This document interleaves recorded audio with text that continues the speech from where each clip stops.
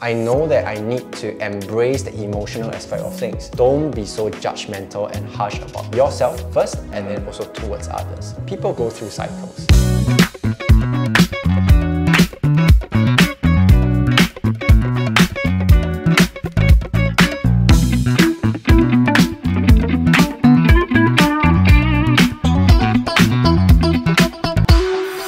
Hello everybody, welcome back to the new episode of La Copy with Henry and Mike. Today is the 4th of December 2022. It is a lovely Sunday. At the moment, it's about 4:33 p.m. So how are you, Mike? So far, so good. Yep. So it's another new cycle for mom. So yeah, we went to do a lot of hospital runs for the first part. Looked good day yesterday especially. Yeah, so she managed to gain some energy. We went for a little hike around southern regions again. Yeah, she was in good spirit. Good conversations as always. So I was reading this book about cross-cultural communication. It's called Erin Meyer. I think it was published in 2014. Erin Meyer, I think I've read that book. It gave me some insights into how the Westerners think, even within the Westerners, that means the American and then also the European, actually they think differently, the way they communicate is different. Yeah. And then even for Asian, it's also involved in that in the book, the content. I think to some extent it's accurate, even though this book is like 8 years old, you know, from the time it's published until now. But I thought it was good, and I was just sharing one chapter that I have read. Basically, it's about low context and high context culture. And then also how Asians fit in, because we are more holistic when we look at things.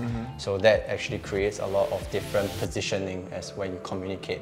So I was telling mom, like, you know, over our project this year for the podcast, I also realized a lot of differences between the way we communicate. That's why we went to read, like, you know, the Rosenberg book, various books about communication, culture. Talking about the book with mom while we would hike. So it was good. You know, yesterday was highlight, and in the evening, the in-laws, the family came over. We had a mini karaoke sessions to celebrate the weekend. Yeah, and we had a cooked out basically. Mother-in-law cooked a lot of veggie, and then we had chicken rice. We actually ordered from outside. But, Hainanese chicken rice. Yeah, Hainanese chicken rice, yes. That sounds very eventful for the whole week, isn't it? Yeah, it was a good ending, and today is Sunday. Had a slow start to the morning, it was raining. Now I'm talking to you. How's your week? I have been doing a lot of CrossFit, like different training. I mean, I really follow up on the consistency part. Do you see this? This is nothing. Look at that. I think I'm feeling it, but I have to say my body is really exhausted. So I kind of took yesterday after workout, I came home and I really just rest my body. I had food outside and I came back, finished all my laundry and everything else. I just went to sleep till this morning. My body was really tired because workout of the day yesterday was really hardcore. It was about skiing. 20 rounds, a partner workout. So every person has to do 10 rounds all the time. Within 2 minutes, you switch. So within these 2 minutes, it's one round, right? You have a skiing part. You need to reach 30 calories. And that's a long time. Sounds very tiring already. You gotta pull your arms all the way out and push it down and give another jerk all the time. 1.5 minutes, I'm doing that. So only the first round, I did it to 30 calories. And the second one onwards to the 10th for me, I maintained between 22 to 25 calories. Wow. It's really tiring, and I feel all my glutes, everything. In the last 30 seconds, you just need to do the D bowl. They call it death bowl, I think. Either like a bear hug, then you go do the front squat, or you put it on your shoulder, on the other shoulder. So we did that for 10 rounds. It was crazy. But sick. I'm like really exhausted. But I feel happy that, you know, I'm fulfilling all the target that I set up for myself each week. And I can literally see my body changing. But I do have to adjust to rest my body. So a lot of the coach, they kind of suggested that, you know, I should do 2 days a week.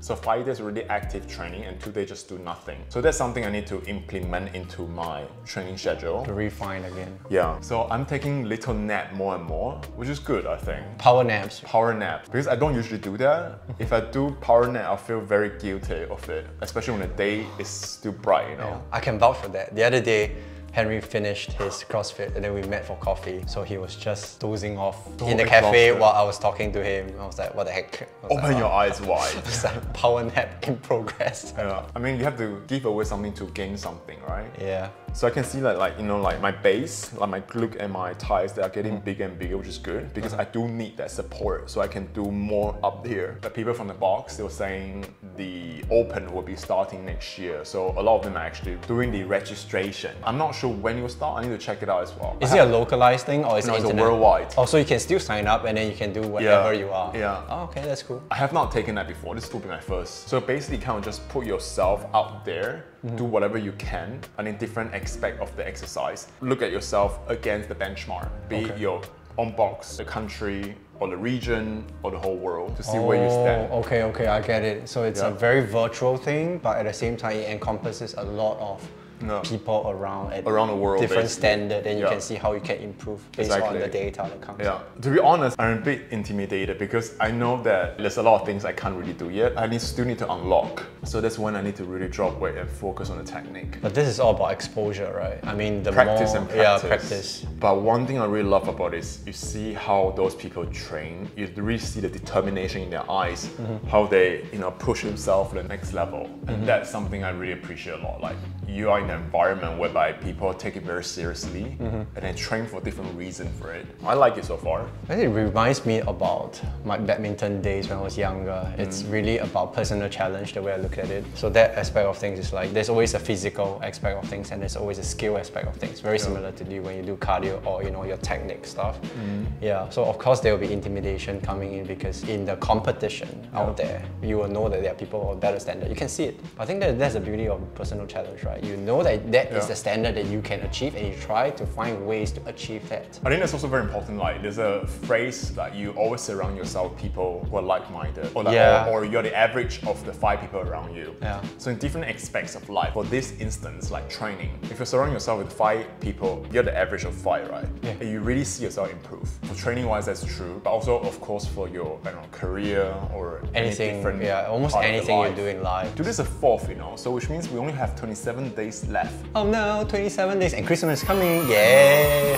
Right. So anyway, so today what we want to really talk about are New Year's resolution. It's a yeah or no thing to some people. Yeah. In German it's called Jain. Ja plus Nein, so Jain. Jain. So to me, I mean, whenever you talk about New Year's resolution, there's always 2 camps, right? People who are, okay, let's reflect the year, and then they dig up a lot of things that they have done and they have not done, and then they see how they can set it for the next year. There are people who just like, what's for this New Year's resolution? Like, it's never going to get completed, so let's just forget about it. Have you always kind of like written any New Year resolution, or even like, let's put it last year, 2021 and 2022? Did you write something down? Straight answer, yes. I did note down. I don't think I write it out. I know there are different categories that I want to work for 2022 at the end of 2021. Just a context is that there were years that I didn't really bother about New Year's resolution because I felt like whatever I said, I have never achieved it. End of 2021 and 2022, I begin again. So I would say that for my experience, I have a good fair share of and no. For me this year, as I look back, I think I will break it down into 2. The first half of the year, I've executed and try my best to go towards the resolution as much. And I would say probably 80% have done it. But for the second half, I find it very difficult to continue. And I would say that resulted in me having a different approach to New Year's resolution this year, to set for next. For the audience out there who have followed our channels about Henry and Mike, the second half of 2022 has been a very choppy waters. Very choppy, and it's a roller coaster ride. Basically, loved one of ours, our mom, she has been diagnosed with cancer. We are trying our best to live with that, how to support her. At the same time, we're also looking inwards to see how we can outshine ourselves in life again. Try to find a footing. Because of this incident, a lot of things went haywire. I have constantly been feeling that I am lost, and I couldn't handle a lot of emotions. I'm devastated, and I couldn't function in many different aspects of life. How that affect, tying back to this New Year's resolution, is that I just couldn't do a lot of things. For instance, fitness. First half of the year, I started CrossFit because Henry introduced, and then I did it. And then after I got COVID, and that's also the time where this entire episode came in, I'd have to be the caregiver, and I just couldn't go on anymore. So then I started to find alternative. So I did a fine refinement towards that resolution and goal that I wanted to do. Of course, looking back, why are you changing that target? So that shifting your goalpost, right? That's where you need to be more compassionate. You need to empathize a little bit more about myself. So that's what I realized. So anyway, have I achieved what I want to do?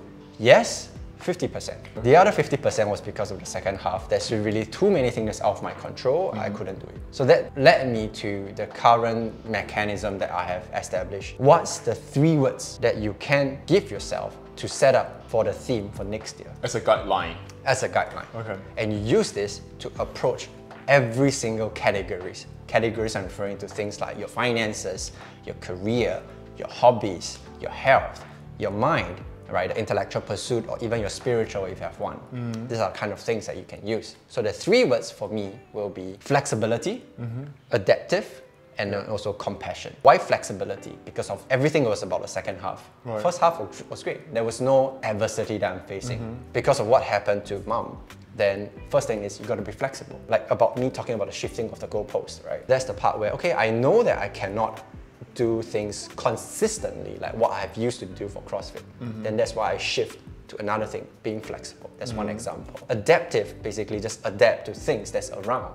So that is also can encompass you given that example that I've given. Compassion is more about internal thing. I start to be less judgmental about myself. I know that I need to embrace the emotional aspect of things. Right. A lot of times I find myself that I'm a very stoic person. I just compartmentalize the emotions and then I start to do. But I can't keep grinding this doing, you know. There's this point where I actually break down.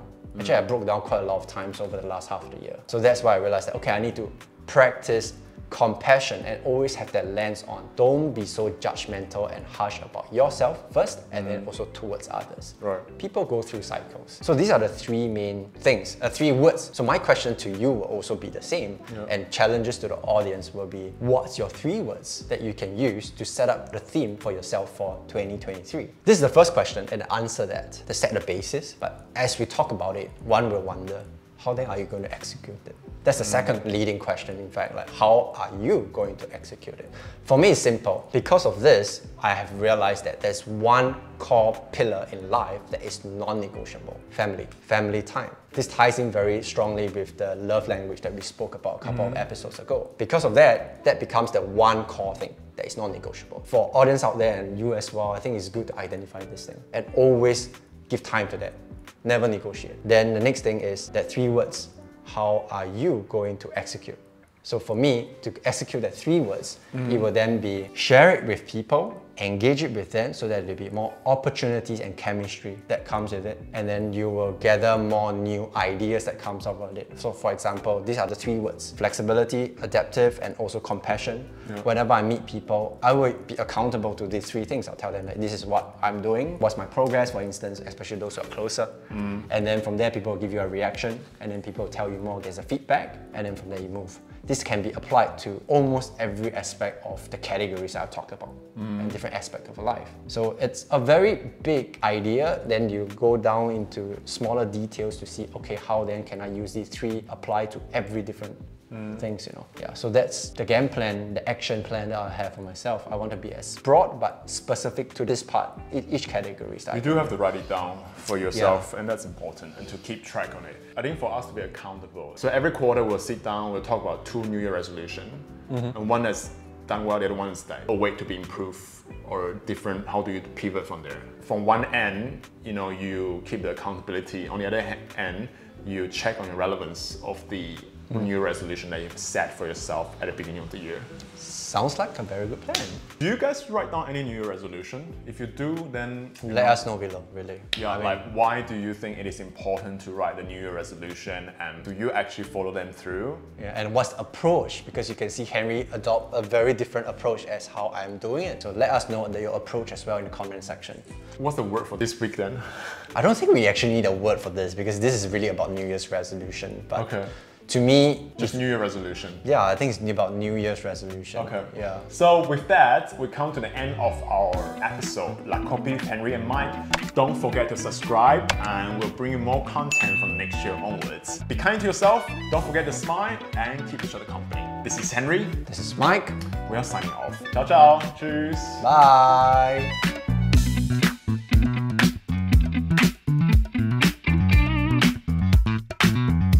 Hello everyone! Look at the setup today. We are all done. And look at Henry. Henry filming Michael. Mike filming Henry.